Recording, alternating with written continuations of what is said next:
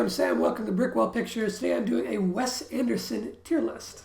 I have previously done tier lists for a whole bunch of filmmakers, so check the link in the description for a playlist of all of my tier lists. In honor of the French Dispatch coming out, I am doing my Wes Anderson tier list. I have not seen it yet at the time of recording this. I'm recording this before it has had its wide release. It has had a some smaller releases. It's in like festivals and critics are getting some screeners or whatnot. I have not gotten an early screening of it, but this is in honor of the French Dispatch, which I am extremely excited to see.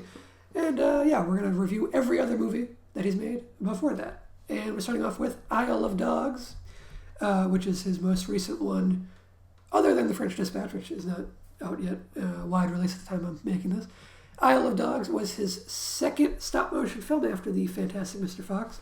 I love the way this guy does stop-motion. There's not a whole lot of stop-motion animation getting made these days. It's always been like a little rare, but it's like even more rare than usual now to have this kind of stop-motion animation. I think the animation is absolutely gorgeous. Like, especially like with all the dog fur and stuff, that seems like it would be so difficult to do. Fantastic Mr. Fox looked excellent already as a stop-motion animated film. Isle of Dogs pushes it even further, I think. It's a stunning looking film. It's very funny. It's a great little story. It's endearing. I don't think it quite hits the highs of some of his best live action, but I think it's very, very good. I don't know if this is talked about because I never just like looked into it to see if anyone else agreed, but I think there's a anti-Trump message in this movie. This is just my little fan theory. I think Major Domo represents Trump, and I think the Trash Island represents the wall, the border wall / the U.S. foreign immigration policy. The dogs represent foreigners, and the scientists still represent scientists. And the fact that they're just ignored on, like climate change and stuff like that. That could be completely way off base, but, whatever. It lines up pretty well if you go into it thinking that. When I think about the quality of Isle of Dogs, it seems definitely like an A-tier film, but enjoyment-wise,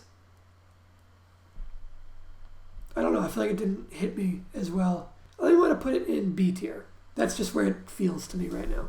Next up is Bottle Rocket, which was Wes Anderson's first feature film. He made it first as a short film, which he then used as like a proof of concept to get financing to do the feature-length version. Since it is his first film, it's definitely lower budgeted. He has the Wilson brothers in there, Owen Wilson and Luke Wilson, who, if you don't know, they kind of like started together, like they weren't big stars yet. I think Owen Wilson co-wrote this one with him. He also co-wrote like Rushmore and was involved in other films of his. And they're both great in it. The two Wilson brothers, they're fun to see. I think the lower budget does actually hold Wes Anderson back in some regards. Wes Anderson is all about his very peculiar visual style, and I get that some people it rubs the wrong way, his visual style. I think it's incredible, and I will never get tired of it.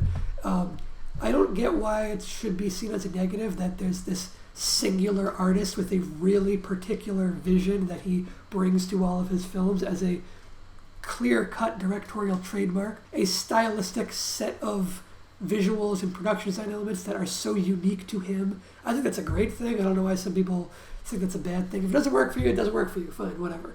But I don't think that could be any kind of like mark against him. He's the only one doing it, the only one who could do it. Bottle Rocket, having a lower budget and also just him being earlier in his career, does hold it back a little bit. Like, you can see that he's trying to do his usual like color coordination thing, but I feel like in Bottle Rocket it doesn't quite work as well. In his later movies, all the colors, they all match, they all fit together in this like perfect synchronicity, This one, it's like he's trying to do that where like Owen Wilson's jumpsuit will match a set of trash bags in the background, but it's like, why do they match? It just sticks out a little more in not a cohesive way that his later movies have, because he didn't have the ability to completely control everything on screen. So it's like those two things match, and then everything else is like a random hodgepodge, So it doesn't work quite as well in that regard. It's still hilarious. I like the characters. I like the story being told.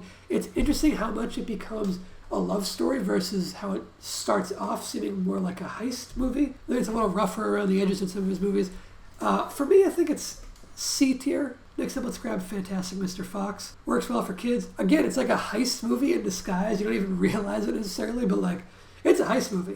He's heisting blueberries, I think it's hilarious. I love George Clooney's vocal performance. I think he's really funny in this.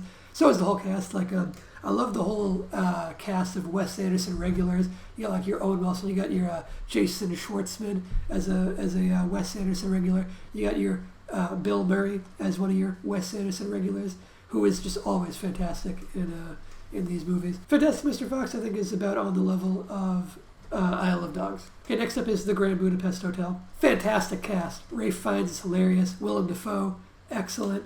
Adrian Brody is great. Jeff Goldblum is great. Tony Revolori, who I think this was like his big breakout role, but he's great in it too. He's the guy who plays Zero in like the main crux of the story. Then you have F. Murray Abraham playing Zero in the like wraparound bookend parts. You got Jude Law in there too. He doesn't have as much to work with, but he's still cool to see. You got Saoirse Ronan in a great role there in a smaller part. Just a great cast. It is hilarious from start to finish. Having not yet seen The French Dispatch, which might change what I'm about to say, The Grand Budapest Hotel seems like the ultimate culmination of that Wes Anderson style. It feels like he is creating his own world that is a world that only he could make and nobody else. It's his colors, his peculiar production design. It is so uniquely him. No one else could make this movie in a million years if they tried to. I don't think it's S tier, easily. It's a towering achievement, I think. Next up is Royal Tenenbaums. Royal Tenenbaums seems to be like kind of like a litmus test for people. For some people, they love the style of it. For other people, this is the film where like the style gets pushed a little too far, or where it's like the style is in the way of the movie. I hear that about this movie and about Life Aquatic, not as much about some of his other movies. I guess I can see where some people diverge on it being like too quirky for quirky's sake. Like specifically when you look at like Ben Stiller and his kids having the matching tracksuits, it's like I can see maybe it's a little too twee. It works for me though, and I think like Danny Glover is hilarious in this. Luke Wilson is excellent in this, and Luke Wilson's excellent on a dramatic level. He doesn't have too many funny moments. Owen Wilson, on the other hand, has many hilarious moments. Well, everyone knows Custer died at Little Bighorn. What this book presupposes is maybe he didn't. You got Gene Hackman in the titular Royal Tenenbaum. Angelica Houston is great as the matriarch of the Tenenbaum family. Danny Glover is so great in his supporting role. So is Bill Murray, again, hilarious. I think it's a great movie. I think Royal Tenenbaums, A or B. It's been a while since I watched this one. On rewatch, I could see it sliding a little bit out of the way. I'm not sure A or B. Let's see. I want to put it in A tier for right now, and I might revisit. But next up is Rushmore, which I don't even have to think about. Hands down, S tier. I think Rushmore is might not be my favorite. It's actually really hard to say because I really love Wes Anderson, if you couldn't tell. I don't think he's made a bad movie. I love all of his stuff. Rushmore is, I don't know. It's just so great. I love the main character, and I feel like the drama of Rushmore hits the hardest out of all of his movies, except for maybe Moonrise Kingdom, but we'll talk about that later on. Jason Schwartzman and Bill Murray and their feud is just so much fun, and they're like fighting over the teacher that they're both in love with, and she's great too. Rushmore is hilarious. It again feels like a movie that is unique to Wes Anderson. It's not as peculiar. Why can't I say that word? It's not as peculiar as Grand Budapest Hotel, and that's all like the production design and the right angles and his framing and all that. It's not as much like that, but on a story level, it's like this is a Wes Anderson story through and through. I love the characters. It's hilarious. It's got so much heart to it. I just love everything about Rushmore, and I could watch it anytime. Darjeeling Limited. This one is less talked about than probably all of his other movies for whatever reason. I again think it's great though. I think it's really funny.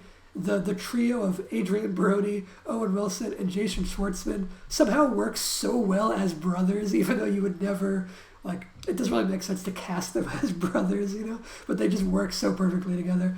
Owen Wilson with his wrapped up headgear is hilarious. One area where it might be like a make or break moment for some people watching Darjeeling Limited is there's a certain moment where it shifts and it gets really heavy, very dramatically heavy. And his other movies do that too, like Royal Tenenbaums does that too, where when the suicide attempt comes up, that's heartbreaking, and it catches you off guard because of how safe Wes Anderson's movies feel, because they're so quirky and lighthearted, and then it's like a gut punch when the real heavy, depressing, emotional stuff happens. And for me, I love that. I think that's part of what makes his drama so effective, is how it lulls you into this perfect sense of false security, and then it slugs you in the gut with some really depressing emotional stuff. Darjeeling Limited does that too in a way that I, again, find very effective, but I can see how it could be a make or break moment. Oh, shout out to the soundtrack too, which I haven't mentioned in the other movies. I feel like Wes Anderson always has a great soundtrack. And it's just like his taste in music, but it fits the quirkiness so perfectly. Like, he plays a Kinks song and you go, oh, that's the perfect accompaniment for this visual style and these quirky characters.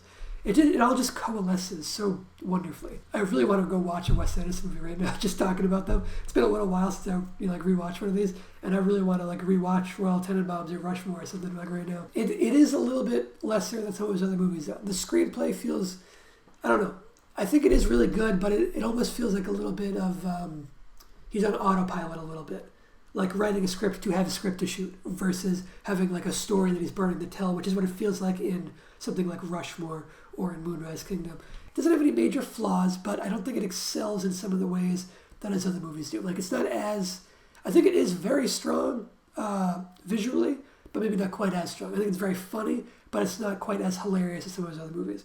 For that reason, I'm tempted to put it near Bottle Rocket. Is kind of where I'm feeling like it's at. Okay, next up is Life Aquatic. I thought everyone loved Life Aquatic, but then I've been seeing lately it kind of gets a lot of hate. A lot of people call it trash.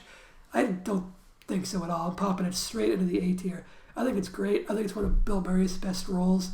I love Willem Dafoe in this movie. I think he's so funny. I love all the David Bowie music. I'm a huge Bowie fan, as has come up in other videos.